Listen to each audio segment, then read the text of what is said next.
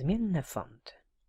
W najnowszej wersji InDesigna, w InDesignie 2020, pojawiła się nowa funkcja dla fontów, czyli tak zwane zmienne fonty.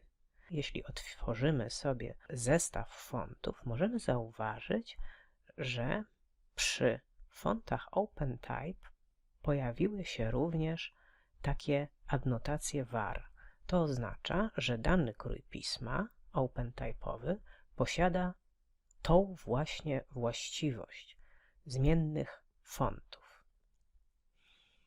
Na czym to polega? To jest nowa technologia o nazwie warianty czcionek, warianty fontów i to są takie pliki fontów, które zostały opracowane wspólnie przez 4 najbardziej wpływowe firmy technologiczne, czyli Google, Apple, Microsoft i Adobe, i zawierają ogromną ilość dodatkowych danych w porównaniu z tą zwykłą czcionką, zwykłym fontem, zwykłym krojem pisma OpenType. Zmienna czcionka czy zmienny font może zawierać cały zestaw fontów lub pojedyncze glify z maksymalnie 64 000 osi zmienności, w tym grubość, w tym szerokość, pochylenie, a nawet w niektórych przypadkach określone style pojawiają się jak zagęszczony lub pogrubiony. Właśnie tutaj, tak jak mówiłam, możemy zauważyć przy każdym foncie OpenType'owym, czy ma możliwości var, czyli możliwości zmiany różnych parametrów liter, czy nie. Zobaczmy, jak ona będzie się przedstawiała.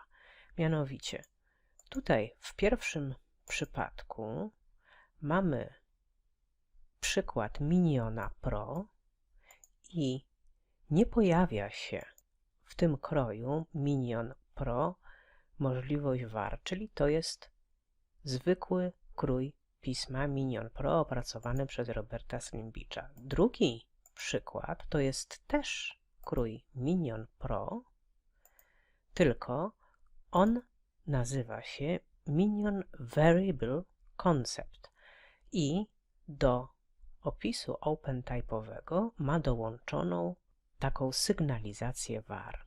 Jeśli ja zaznaczę jakąś literę lub szereg liter, pojawia się tutaj przy okienku odmian danego kroju pisma możliwość wybrania innych ustawień niż te, które proponuje zwykły Minion.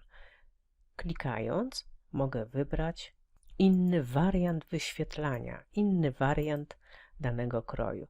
Spójrzmy, jak to wygląda. Mogę powiększać grubość, mogę również zmieniać optical size, czyli ten rozmiar optyczny, który decyduje o tym, że na danym nośniku ten krój będzie wyświetlał się w taki, a nie inny sposób. Optical size. Im więcej jest tych parametrów, tym bogatszy jest zestaw var, czyli zestaw zmiennych krojów pisma. I to są oczywiście te same kroje. Minion Pro i Minion var to są te same kroje, tylko ten drugi jest bogatszy o różne propozycje. Zróbmy jeszcze jedną kopię. Wybierzmy jeszcze inny krój z oznaczeniem var, na przykład Banshrift. Tutaj również mam te możliwości zmiany wyglądu moich liter, moich glifów. Jest taka strona vfonts.com, gdzie mamy do dyspozycji różne rodzaje zmiennych krojów pisma i widzimy tutaj, że niektóre posiadają więcej parametrów do zmiany. Możemy zaobserwować, jak się zmienia nasz krój pisma, jak się zmieniają glify, gdy zwiększamy lub zmniejszamy wybrane wartości. Tutaj zdarzają się kroje, za które nie musimy płacić, ale większość jest płatnych niestety. Możemy bardzo wyraźnie zaobserwować te zmiany. O, tutaj mamy przykład kroju Gimlet X-Ray, gdzie tych parametrów do zmiany jest bardzo dużo.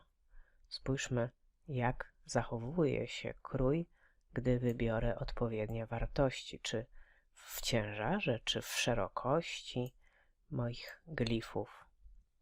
Można sobie eksperymentować z tymi fontami.